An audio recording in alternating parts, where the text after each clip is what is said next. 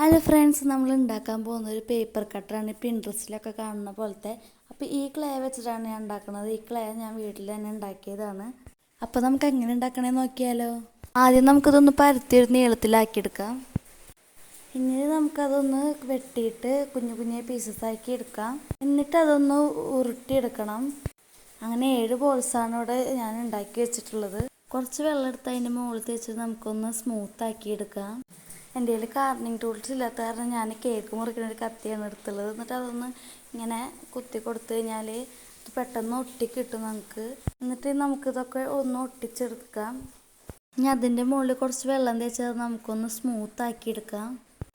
അപ്പോൾ നമുക്കിനി വേണ്ടത് ഒരു ബ്ലേഡാണ്. അപ്പോൾ ആ ബ്ലേഡ് മുറിച്ചിട്ട് നമുക്ക് അതൊന്ന് ഇതിൻ്റെ ഉള്ളിലേക്ക് ഇൻസേർട്ട് ചെയ്ത് കൊടുക്കാം. അപ്പോൾ നമുക്കിതൊന്ന് ഉണക്കാൻ വെക്കണം. എന്നിട്ട് ഉണങ്ങിയിട്ട് കളറടിക്കുന്ന വീഡിയോ അടുത്ത വീഡിയോയിൽ ഇടാം. അപ്പോൾ ലൈക്ക് ചെയ്യുക, സബ്സ്ക്രൈബ് ചെയ്യുക, കമൻറ്റ് ഇടുക മറക്കല്ലേ.